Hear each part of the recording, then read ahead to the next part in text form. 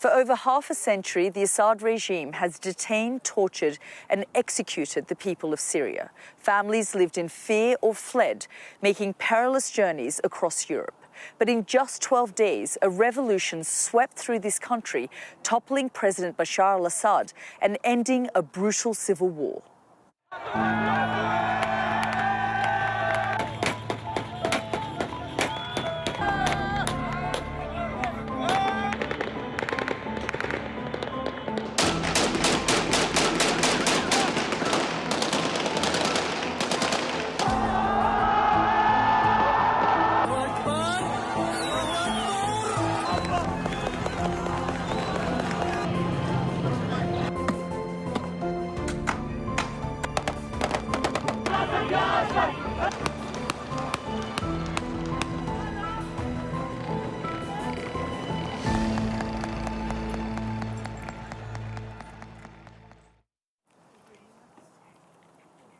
Those incredible scenes were unthinkable for generations. But what happens now? In this special program, live from outside the presidential palace in Damascus, we'll examine how and why Syria fell so quickly, and we'll reveal evidence of Assad's brutality and excess, which was hidden from the world for so long. We go inside a hospital as desperate people search for the disappeared, looking through body bags for those murdered.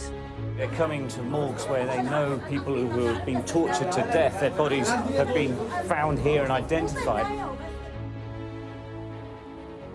I go inside one of Syria's most notorious prisons, revealing how people were tortured in human slaughterhouses. I'm told that people were put into this machine and then they were essentially crushed to death. And we go inside Assad's abandoned home, unearthing family photos, a life of luxury and damning documents. The floor is covered in the boxes of designer goods from Cartier to Hermes to Lalique. Also ahead, as families reunite and look to the future, we speak to the man who led the rebellion. Their fears are unnecessary. God willing, the country will be rebuilt. Abu Muhammad al-Jolani tells Sky News that the West has nothing to fear and promises to rebuild the country. And what now for the UK's Syrian community who want to return home and those who don't? Lots to come throughout this program. We'll also speak live to our correspondents across this now liberated country. Here in the capital, Damascus, is our international affairs editor, Dominic Waghorn. Our chief correspondent, Stuart Ramsay, is in Homs, a key city during the uprising. Our international correspondent, Alex Rossi, is in Kurdish-controlled northeastern Syria.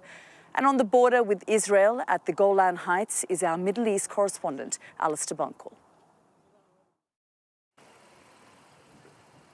Since the regime of Bashar al Assad fell, there have been scenes of jubilation here. But the true scale of the campaign of suppression and murder carried out by the previous government is only now becoming clear. Our team witnessed grieving families going through body bags, one by one, as they tried to identify their loved ones. Our chief correspondent, Stuart Ramsay, reports from the Al-Mujtahid hospital in the capital on the search for the disappeared. From the gloomy interior of a morgue's refrigeration room, a body is wheeled on a gurney towards the examination area. They're trying to identify who the dead man is. All they know is that he has been murdered. The dead here are all victims of Bashar al Assad's regime. Across Damascus, there's a desperate search for the missing. There's no authority. So distraught family members are searching the morgues themselves. They open body bags to take pictures of the victims, trying to work out if they are relatives. Beside them, the refrigerator door has been opened. Stacked inside, over 30 people, assigned a number. the identity mark of the unclaimed dead, the unknown victims. Nearby, they open refrigerated lockers looking for bodies, praying they would at least find who they have lost, often for over a decade. And perhaps for them, final closure at last. The people, this is happening all over the city. They're coming to morgues where they know people who have been tortured to death. Their bodies have been found here and identified. Some have only seen their loved ones on social media. They've seen the pictures, so they're coming here to see if they can collect the body.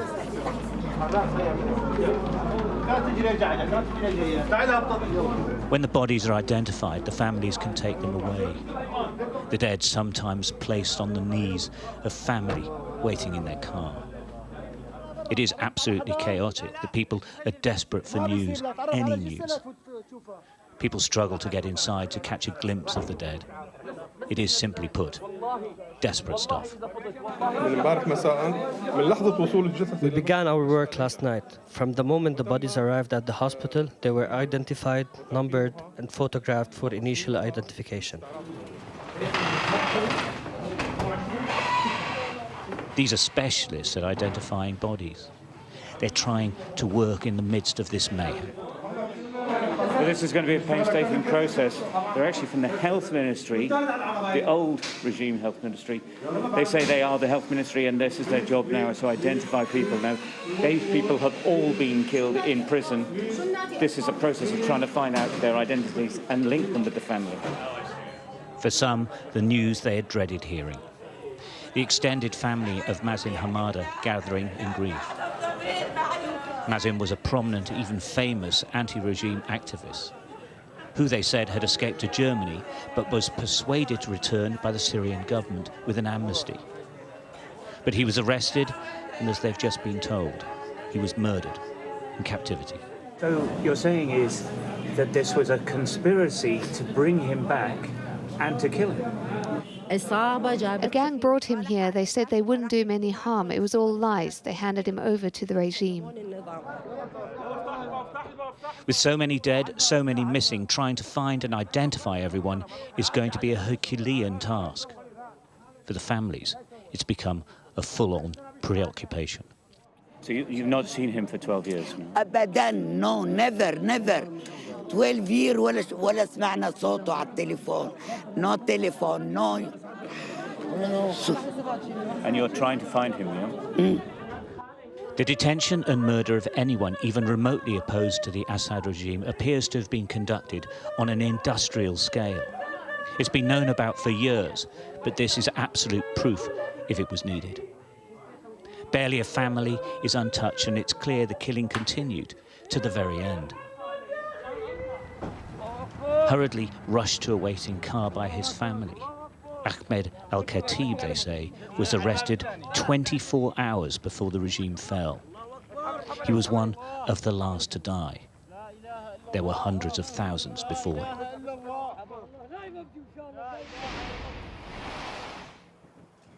Well, Stuart joins me now from the city of Homs. Stuart, powerful reporting there. You've covered and reported on this conflict from the very beginning. How surprised were you by the speed of Assad's downfall? I was absolutely shocked, to be honest. I think the rebels were, and the regime certainly was. It didn't seem likely, but it was incredibly quick, wasn't it? Now, I'm in Homs. I was here in 2011 and 2012. I'm in a place called Baba Amra, which is where the uprising began. But in 2012, it was utterly crushed.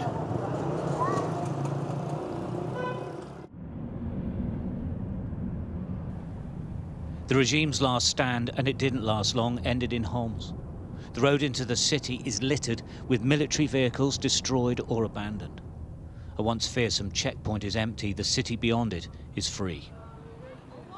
In the centre of town, where an enormous statue of Assad once dominated, is now a place of celebration and selfies.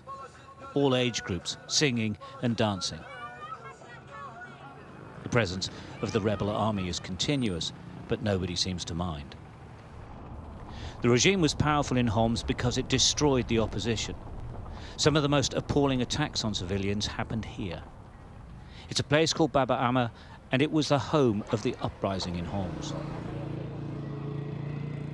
Barely a building was left undamaged in a campaign of blanket bombing and targeted attacks by the Syrian army in 2012. It's never been rebuilt, but people are returning now, living in the midst of the rubble. The fall of Assad is being greeted here as the start of a new life. We feel like we've been born again. I went to the square and it felt like I was seeing it for the first time. I used to pass it all the time, but there was a celebration, and when I looked over, I felt like I'd never seen it before. People are now on the streets, free of the fear of being arrested, imprisoned or murdered. These scenes of ordinary life just didn't exist in Bab el-Amr until now. At every corner, we were surrounded by people telling us of family members murdered by the regime. It was a constant. And then this.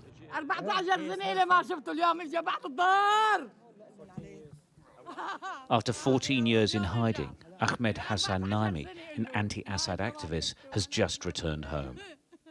And this is his family. I still can't believe it. I'm saying hello to everyone still.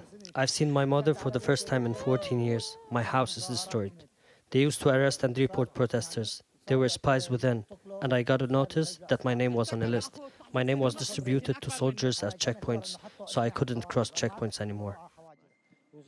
I was here when the uprising started.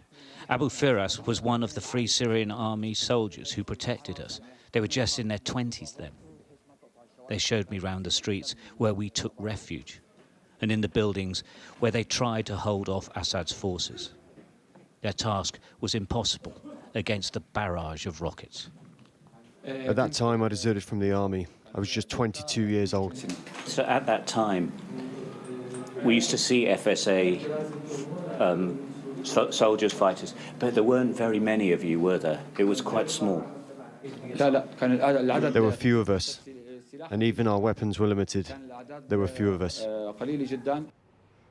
Sunday Times journalist Mary Colvin, French photographer Remy Oclick, Syrian activists and civilians all died here. They called it the media centre. Well, this is the heart of Bab el-Amr and its significance in Homs. It's really where the revolution against Bashar al Assad started. This building is incredibly significant because it was where activists worked and the media came here from the outside world. It was attacked a lot and all of the neighbourhoods here were attacked. This place, in the end, was hammered so much that everyone left, and they're now only just beginning to return because, of course, the regime has fallen. Homs is free now from Assad's long reign of terror. The future is far from clear, of course, but the present feels very special in Bab el-Amr. Stuart Ramsay, Sky News, Homs. And Stuart, Homs really was the place that bore the brunt of the very beginning of this conflict. Yeah, no, it's a very important city in everything that has happened here over the last decades or so. I think what's interesting talking to people is how many of them have lost people, have no idea what has happened to their family members, and they're wanting answers. And we've seen it across the country, but it's very specific here. And also in this particular district, Bab el-Amr, when is it going to start rebuilding? What is the government going to look like? So these are big issues going forward, but finding families still remains one of the big ones. Yeah, absolutely. Stuart, thank you so much. Well, as Stuart was saying there, Syrians are now tasting that freedom, but more is now emerging about how exactly they were brutally suppressed. I went to the notorious Sednaya prison on the outskirts of Damascus. For years, we've heard claims of mass executions taking place there and torture being used on inmates. As we walked past cell after cell, we got a window into that horrific backstory. Here's my report on the prison torture chambers. On a hilltop on the outskirts of Damascus, the scale of Assad's most notorious prison became clear. Tens of thousands of people were held at the Sednaya prison, known by locals as the human slaughterhouse. Amongst the crowds, we met 3 women, returning to the place where their sons and brothers were murdered. Everyone will die, but why should my son die tortured in their hands? Why? He suffered a lot. Every time he used to tell me, I'd rather die than be tortured under their hand. But they've got him, and they tortured him to death. Why have you come here today? What are you looking for here? I'm still hoping to find him. We will keep on searching for him. If not here, then in Homs in Latkir, even under the ground. We will keep on searching. They have to respect us, to give us the body at least. We entered the prison, stepping over discarded blankets, the stench overpowering. The detainees, those who spoke out against the regime, were tortured, electrocuted, sexually assaulted and buried alive. We found what we're being told is a torture chamber. The doors are quite heavy and they appear to be soundproof. And then there seems to be a purpose-built controlling facility. And I'm told that in Arabic it says gas, air, heat, cold air. So it clearly just shows the kind of torture that they wanted to inflict on the people that they brought in here. For those whose loved ones were detained here, there is only sadness and anger. Judy, what are you thinking when you see this and to think that your brother was kept here? It's criminal. I can't believe my brother died here and we didn't know anything about him. And you look at the conditions here and you think your brother spent night after night in this condition being tortured? I can't believe, I can't imagine what he was feeling, what he was feeling here in this place, in this miserable place. Unbelievable, unbelievable. They're just not human. There is animal. They're animals. They don't have any humanity. After the rebels opened the doors to the cells, they uncovered brutality of a medieval nature. And this is the infamous crushing machine. I'm told that people were put into this machine and then they were essentially crushed to death. Sometimes they would bring dead bodies here and crush them to dispose of their bodies. Absolutely horrifying to see this machine here. This is a nation traumatized by years of brutal dictatorship at the hands of the Assad regime. He and his henchmen may now be gone, but the pain and suffering they inflicted on the Syrian people remains. For now, families continue to search for the lost. Well, since the fall of the Assad regime, we've been given an extraordinary and sometimes terrifying look into the life of the people under its rule. And now we can show you how Bashar al Assad and his family lived. Sky News was given access to his now abandoned home. Boxes for designer goods littered the floor, and we found evidence of millions stashed in foreign bank accounts.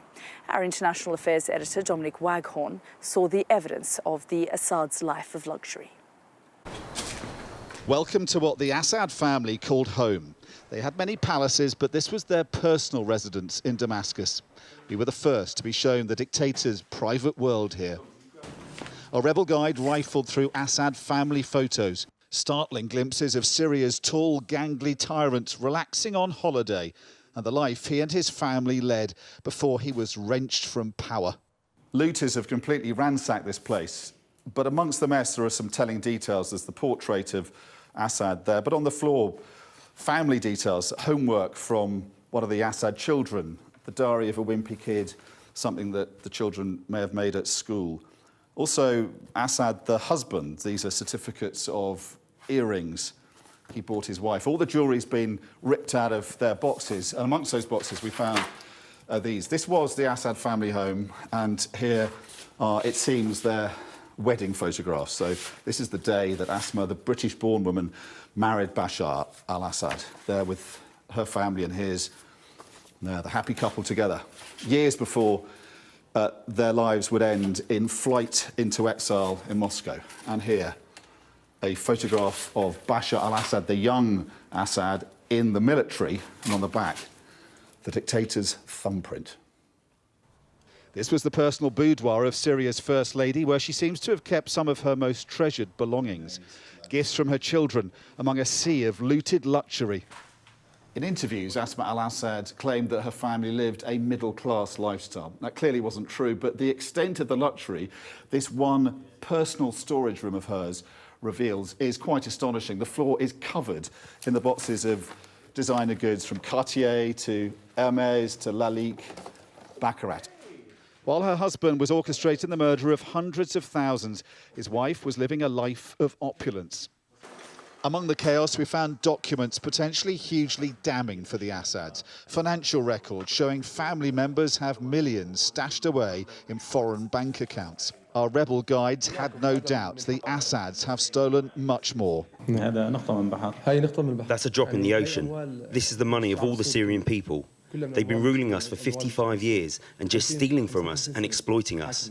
What we want to happen is for these accounts to be frozen and for all the money to go back to the Syrian people. We want it to go back to the original owners. He doesn't own that money. It's not the result of his hard work. There were more secrets below the house, we were told. A rebel fighter invited us into a tunnel. It stretched deep underground, going on and on. There's everything you'd need to live underground for a long time in this labyrinth. Bedrooms, bathrooms, kitchens, a huge air filtration system. It's protected and sealed off by these bomb-proof doors. And then through here, a generator section to power the whole place. And then we're told through this passage here, there is a ladder that goes up a long, long way, and they've no idea where it ends. An entire nuclear and chemical bunker below the house of the man who gassed his own people, while his family lived in protected luxury.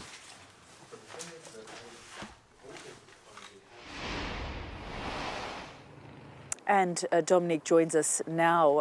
Dom, I mean, that report really did show us this incredible insight into the excess of Assad.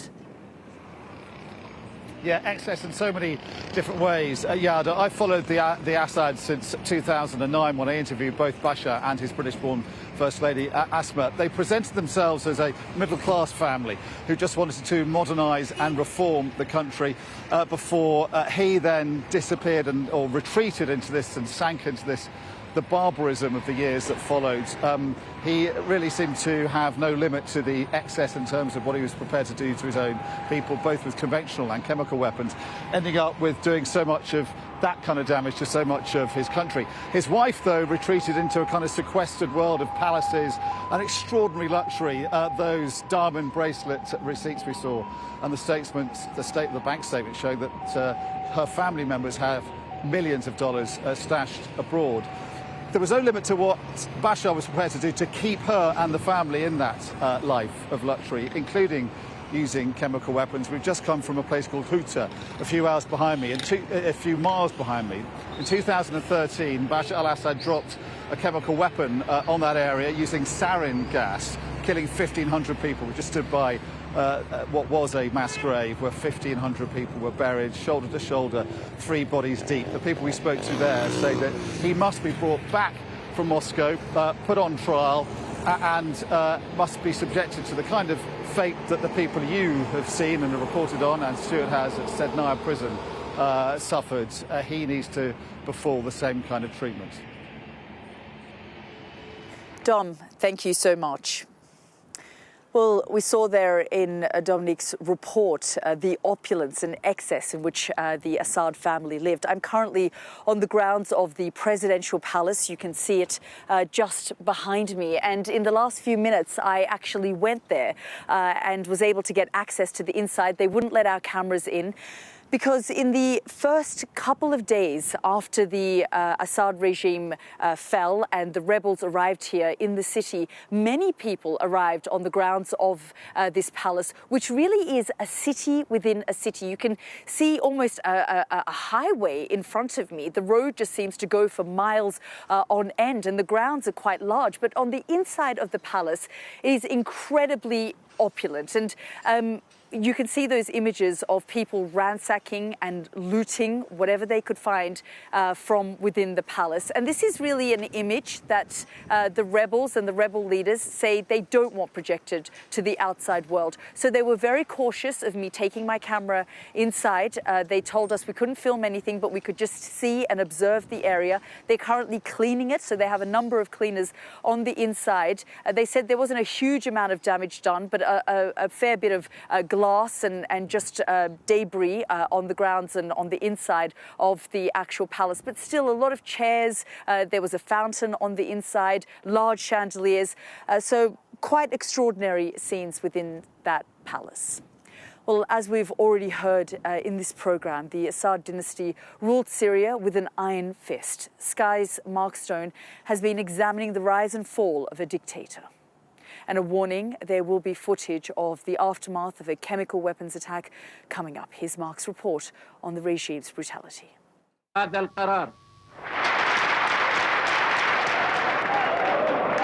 For nearly 25 years, one man has dominated everything in Syria. Bashar al Assad was the London-trained eye doctor who became one of the world's most ruthless dictators. The soft voice belied the brutality of the man and the regime he inherited from his father. The story of Syria under Assad gives the context for so much beyond. Chemical weapons and the red lines crossed. ISIS and their caliphate, a migration flow across Europe, Iran and their influence in the region. When Assad took power in 2000, there was a wind of change and hope. Would you like to take the opportunity, Mr. President, on Sky News to invite Barack Obama to come here? I will. Opening up, engaging with the West, change maybe from the ruthlessness of his father.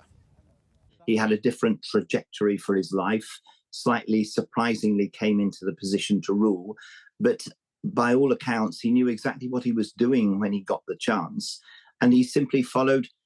It's not unreasonable to have tried in Western states to say, should you become the leader, here are opportunities for democratic rule. But they were opportunities dashed. As Syrians joined the regional revolution, Assad hit back and crushed the uprising with a force that the West first tried to counter. America arming the moderate opposition and drawing red lines. A red line for us is we start seeing a whole bunch of chemical weapons moving around or being utilized. And yet Assad, with Russian support, walked right over those red lines. He used chemical weapons on his people. Sickening images from communities like Douma and Ghouta made those places forever synonymous with horror. Chemical weapons, for me, for the Assad regime, are absolutely synonymous with its evil. I've always said that I thought Assad remained in power because he used chemical weapons and because the West didn't really punish him for it. And while he held on to his grip, other horrors emerged. It was from Syria that the world first saw the brutality of ISIS, another extremism which tried to replace Assad's. The hostages, the beheadings, the caliphate, terrorism exported to European streets. The West took on ISIS, but not Assad. His regime was allowed to reclaim most of the country. Millions streamed into Europe, the biggest migration challenge since World War II, the catalyst for an enduring shift in politics across the continent. As the years passed, the Assad grip grew tighter again, cemented by Russia and Iran. The country had become their fiefdom until this weekend. All this happened because of a confluence of moments. Israel's destruction of Assad's backer Hezbollah in Lebanon and bombing of Iranian forces inside Syria. Ukraine bogging Russia down, and America's political vacuum between one president and the next. And so the long war for Syria is over. A dictatorial dynasty has gone, and with it, regional power has shifted profoundly. What matters now is what follows: how Israel, Iran, Russia, and Trump's America respond. It is an inflection point indeed. Mark Stone, Sky News in Washington. So what now for Bashar al Assad? We know he's in Russia, granted asylum by his longtime ally, Vladimir Putin. Let's go live now to Moscow and speak to our correspondent, Ivor Bennet, who is outside the Syrian embassy for us. And Ivor, as we said, we've not seen Bashar al Assad since he fled Syria. No, that's right, Yalda. No sighting of him, and one imagines he'll want to lie low for some time. I think it's safe to assume he's not in the building behind me. This is Syria's embassy, as you say, in Moscow. It's now flying the rebel flag, which was hoisted here on Monday amid scenes of jubilation. The diplomats and employees for Inside were out on the balcony singing, cheering the end of the Assad regime. So no, he's not going to be in here. He is widely reported to own property in Moscow, though, in a luxury tower block, so he may well be there instead. One imagines under tight security. All Moscow has said on the subject is that he was transported to Russia in the most secure way. In terms of how all this reflects on Russia, well, it's not good. On the one hand, I think it's humiliating for Vladimir Putin because he intervened in the Syrian civil war in 2015 to keep Assad in place and to articulate Russia's power as a global force, but that mission has clearly failed, so it represents failure. On the other hand, I think it could be potentially very damaging for them strategically because Russia has these two military bases in Syria which provide an important foothold for them in the region, and the future of both of them are now in doubt. The Kremlin has sought to shrug off these concerns and play down any talk of defeat. But make no mistake, this is a setback for Russia because their man in Damascus is now in Moscow. Ivor, thank you so much. Well, Syria's different rebel groups fought side by side for a common aim, the downfall of President Assad. But now they've done it. Can they agree on what comes next? And what does that mean for the region and wider world? Here's our defence and security analyst, Michael Clark. Syria's civil war is taking place at the confluence of three other wars: Israel's war on Hezbollah, Turkey's war on the Kurds, and America's war on ISIS. And that's why what happens in Syria is really important. Big country, 25 million people, and what happens there will, of course, affect all of the countries around it. And it's a real patchwork quilt. We can see that Hayat Tahrir al-Sham, who now are in control of Damascus, they've taken this strip, well, it looks like quite a narrow strip, but that's where the population is, that's where the cities are. And the area of red-shaded territory is where the Syrian government has lost control, so presumably HTS will move into those areas. But when we look at the identities and the interests of all those other groups, they're really quite different. So HTS, here they are, they want an Islamic government in Syria. But in the north, in the purple there, supported by Turkey, the National Army of Syria, they actually want a secularist government. They absolutely don't want a religious government. And the Kurds, the SDF, the Syrian Democratic Forces, they want a separate Kurdistan of some sort. So although their flag is the Syrian flag, they actually want to break Syria up, at least to carve out some sort of autonomy for themselves. And there are lots of external interests as well. Of course, the Russians have been effectively thrown out of Syria, at least in terms of political influence. They're holding on to their two bases at the moment on the coast. We'll see if they keep them. But Israel, very important. It works with the southern groups who also are trying to resist a religious government or an Islamic government in Damascus. Turkey in the north is supporting a number of northern groups for the same sort of purpose.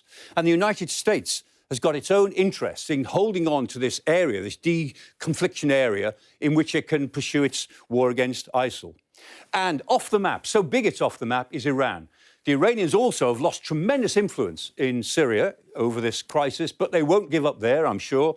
They will try to exert influence, if not in Damascus, then in other areas of the Syria to come. Somehow, all of this has got to be brought together in the next couple of months. For ordinary Syrians, whatever happens after Assad has got to be better. But that better may actually end up remaking this rather important part of the Middle East. Michael Clark with that report. Well, the man who led the rebels against President Assad has tried to reassure Syrians and those looking on from abroad that there is no need to panic. His name is Abu Muhammad al-Jolani, and he's spoken to our international news editor, Zain Jafar. Zain is here with me now. Zain, quite extraordinary, actually. You basically bumped into al-Jolani here in Damascus. Yep. Yalda, Abu Muhammad al-Jolani, until very recently, was probably the most wanted man in Damascus. Maybe the most wanted man in the whole of Syria under Assad control. But here he is in the capital, meeting supporters, visiting the mosque that he used to pray at when he was younger. He is essentially the most powerful man here right now, and he is the kingmaker. But that doesn't mean there isn't a lot of concern and trepidation about the potential direction he may take this country in. That's primarily because the group that he leads, Hayat Tahrir al-Sham, or HTS, is in the eyes of the UK, the US, the EU, and in the eyes of many Syrians, a terrorist organization. So he's got a real challenge on his hands to try and persuade people internally and externally that he is going to moderate his position and he's capable of ruling. He doesn't give many interviews, he doesn't make many public appearances, but we did manage to track him down to the suburbs of Damascus, put some of those concerns to him, and this is what he had to say. You're talking about a historic day of Syria to all the people here, but what's your message to foreign countries who are worried or concerned about what's happening in Syria at the moment? What's your thoughts on this, and what's your message? Their fears are unnecessary, God willing. The country will be rebuilt. The fear was from the presence of the regime. The country is moving towards development and reconstruction. It's going towards stability. People are exhausted from war. So the country isn't ready for another one, and it's not going to get into another one. The source of our fears was from the Iranian militias, Hezbollah, and the regime which committed the massacres we are seeing today. So their removal is the solution for Syria. The current situation won't allow for a return to panic.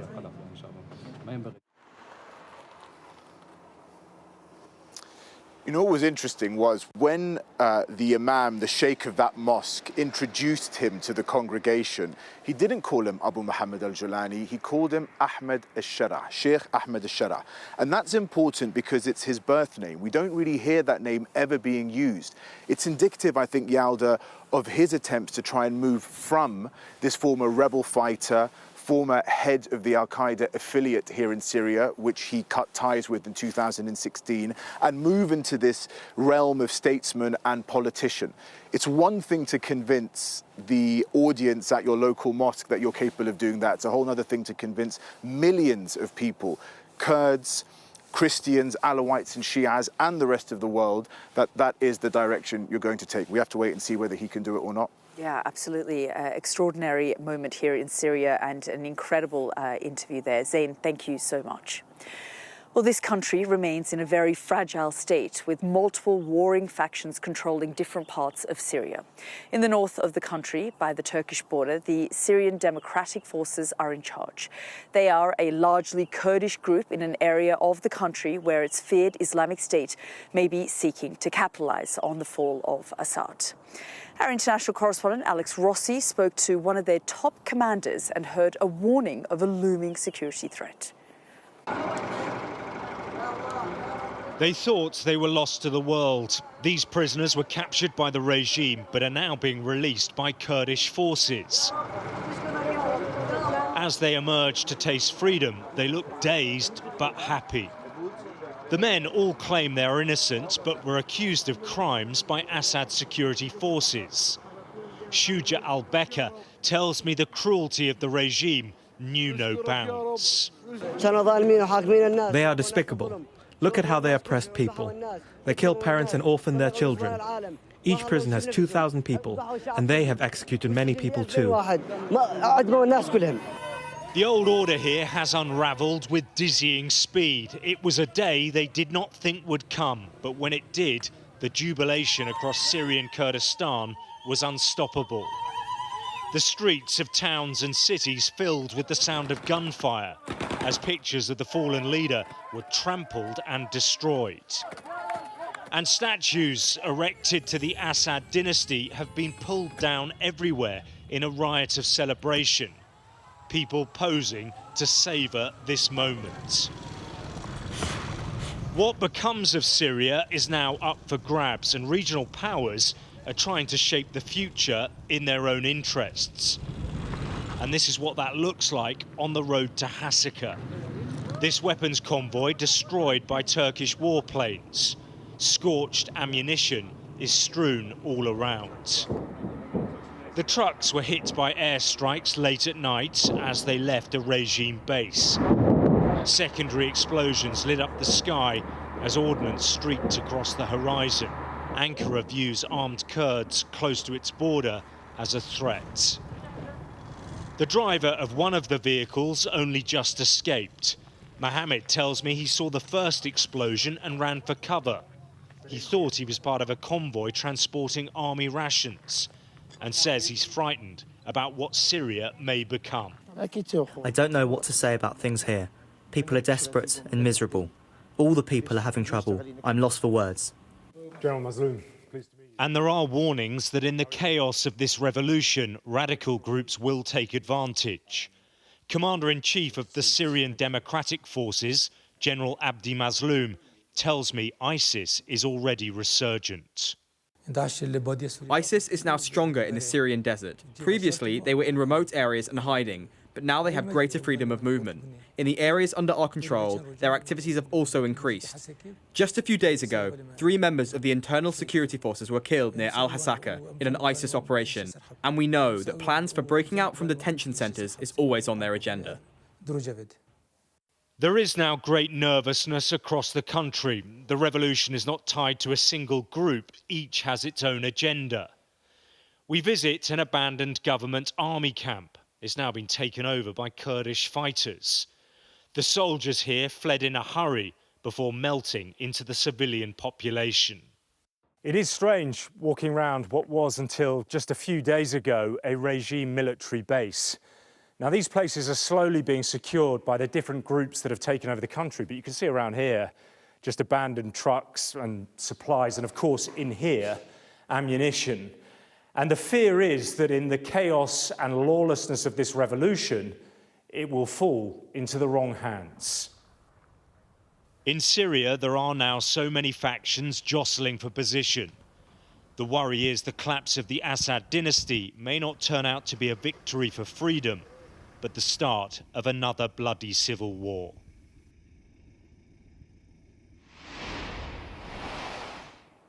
And let's go straight to our international correspondent, Alex Rossi, who joins me now live from Qamishli in northeastern Syria. And Alex, and we heard there a warning about an emergent threat from the so-called Islamic State. Yeah, a very stark warning indeed. ISIS, remember, was defeated in 2019, but it is resurgent, according to this commander up here, who pretty much runs this area of the country. Now, the problem that they are facing is that they are dueling at the moment with Turkish-backed groups. There are many clashes around here, and as a result of that, his forces are being diverted from securing those prisons. There are tens of thousands of ISIS prisoners in them. There are also fears there may be attacks on those prisons, which may lead to breakouts. So that is the consequence of that fighting, and it couldn't be graver, really. He's also saying as well that if the interim government does not have enough inclusivity, it doesn't include minorities, there is also a danger that it won't be freedom that the new Syria sees, but rather another civil war. Alex, thank you so much for bringing us up to date there. Well, Israel has launched a series of airstrikes on targets across Syria this week, targeting military and suspected chemical weapon sites. We can speak now to our Middle East correspondent, Bunakall. He's live at the Golan Heights on the border. And Ali, I mean, even here where we are, we can hear Israeli airstrikes. They've been hitting targets inside this country since the rebel takeover. Yeah, the Israelis say they've carried out anywhere between 350 and 400 airstrikes on predominantly Syrian military targets over the last few days, but also some Iranian-linked targets as well. And they estimate they've destroyed somewhere between 75 and 80% of Syria's strategic military capabilities, including some of their naval fleet in the base of Latakia on the Mediterranean coast. They've also moved IDF forces into the buffer zone, which is behind me, which stretches up and down the length of the border between Israel and Syria. And Israel's Prime Minister Benjamin Netanyahu said they will remain there until the situation becomes clearer, until there can be a new Syrian security force on the other side of the border that can deter any militants from massing here and posing a threat to Israel. I have to say it's quieter today in the skies, and we were here a couple of days ago, almost constant sounds of fighter jets, much quieter today. But in the border behind me, the Israeli military is still carrying out operations to secure the border. Ali, thank you so much. Well, as the work of governing Syria begins, back in the UK and speaking to Sky News, the Home Secretary, Yvette Cooper, defended pausing thousands of Syrian asylum claims. One man who was waiting for a decision told us that just because Assad is gone, it doesn't mean his former home is safe. Well, Sky's communities correspondent Becky Johnson reports on the thousands now left in limbo. We are in a very dark reality in Syria. Assad left Syria as a demolished country. From his home in Manchester, Hassam has watched the downfall of a regime he says attacked him as a young human rights activist in Syria. I have been targeted by barrel bombs, which caused me serious injuries in my legs. He fled first to Jordan, then Turkey, arriving in the UK with his wife and child on a student visa last year. We applied for many visas as students, and we granted a visa for the UK. Within weeks of getting here, they claimed asylum, but 15 months on, was still waiting for a decision when the government paused all applications from Syrians. Some people would say, you fled Syria because of the Assad regime. That regime has now fallen. Why don't you go back?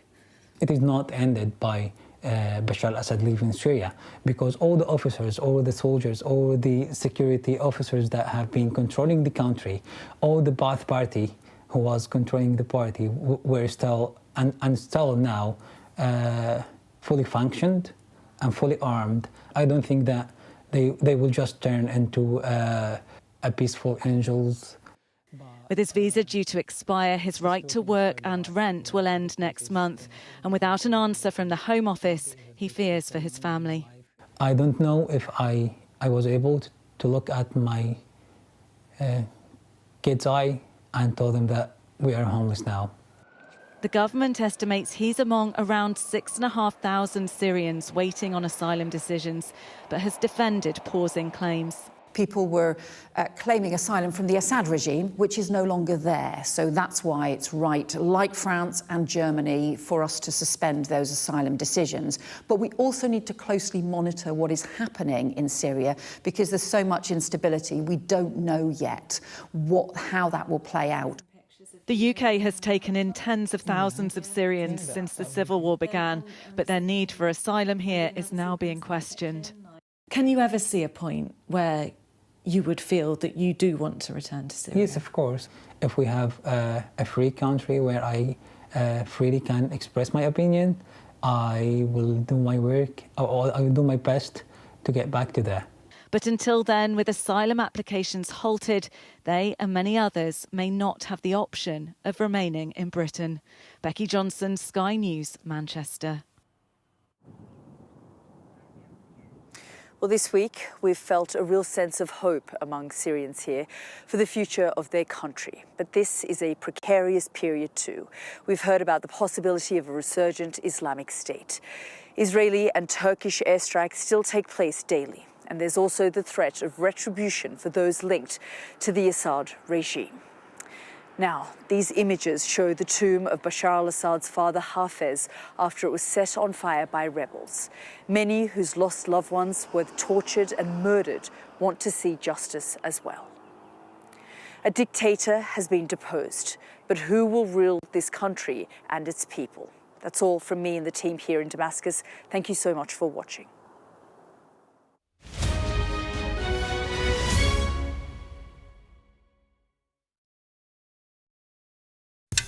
What's it like doing this kind of stuff when he's not here?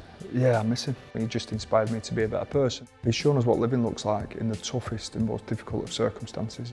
I'm Greg Milam, and I'm Sky's Chief North of England correspondent. Mandatory evacuation, you must leave! For many people, Harvey is far from over. People here believe the water will be this deep for weeks. I've reported from around the world and around the UK. It isn't what politicians see from election battle buses, but what ordinary people see from the buses that shape the timetable of their lives. I feel like there's no trust between the people and the politicians. Labour's going to get in definitely, and they're no better than the Conservatives. It is almost impossible to predict where these fires will go next. Ida has certainly left its mark on New Orleans. It just feels heartbreaking. Cartels in Mexico are flooding America with the drug. We are standing on the supply line right into the heart of America's opioid crisis. This gives you an idea of the strength of those winds, strong enough to bend and twist metal. Sky News, the full story first. Christchurch has been changed forever by what happened here. There was a river of blood coming out of the mosque. That's a scene that you don't forget. Are you trying to run me over, Sir Philip? No, go away. Look like it, sir. Will you respond to those who made accusations, Sir Philip? Can you go away? Very good morning to you all. Morning. Do you regret the tweet, Gary? There's no sign, publicly at least, of either side being willing to give ground. Brianna's dad told Sky News what he thinks of them. If I'm honest, I hate them. They're just evil. They'll always be monsters. Free wherever you get your news. How do you reassure the public that all of these mistakes wouldn't be made again? God forbid we should have to do this again. Play Sky News. From the Sky News Centre at 7. Now that you're up to date, we can go into a bit more detail. Things can change incredibly quickly. Taken by surprise. Have you ever known a moment like this in British politics before? Yes. Cheers. We'll start with breaking news. Let's get the latest on the ground. So, by the end, we'll hopefully all understand what's going on in the world just that little better.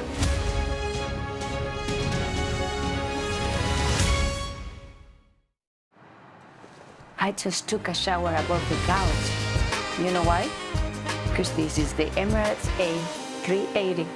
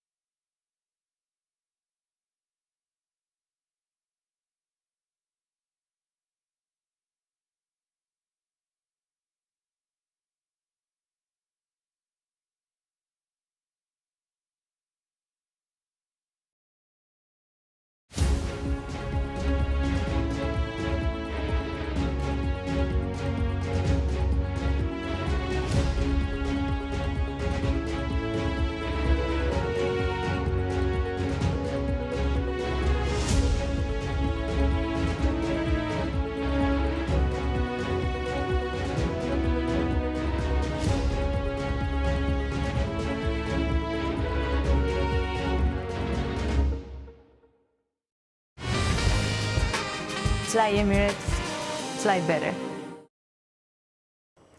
Welcome back. Scientists are warning that bird flu has spread to a new species, potentially increasing the risk to humans. The virus has been detected in horses for the first time, but the animals haven't yet shown any symptoms. Our science correspondent Thomas Moore reports. The virus that tops the threat list for the next pandemic has once again taken scientists by surprise.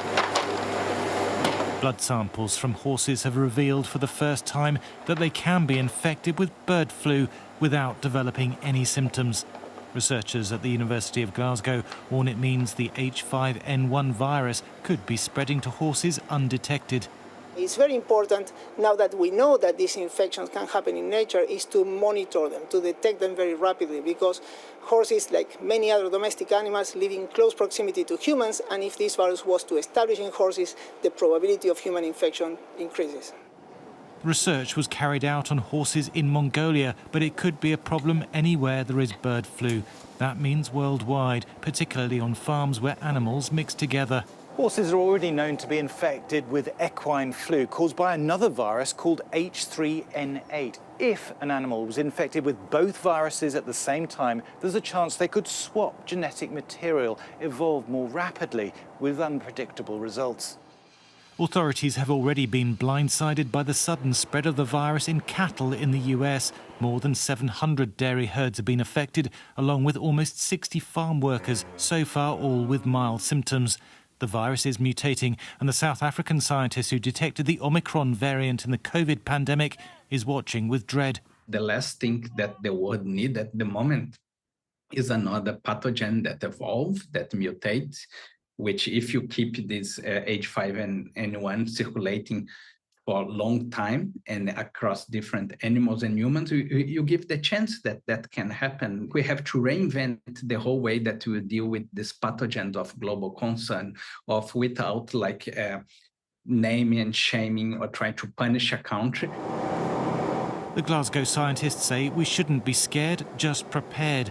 The UK has just signed a contract for 5 million doses of vaccine. The risk to humans is still considered low, but bird flu is very much on the march. Thomas Moore, Sky News in Glasgow. A rioter who helped fuel the fire outside a hotel housing asylum seekers in Rotherham has been jailed for 9 years. The joint highest sentence passed down so far following the nationwide disorder over the summer. Levi Fishlock pleaded guilty at Sheffield Crown Court to violent disorder and arson with intent to endanger life, with the judge saying he played a part in almost every aspect of the racist mob violence on that terrible day in August. Now let's get a look at the weather. The rest of the week looks fairly settled, if chilly and cloudy for many, but the weekend will bring changes.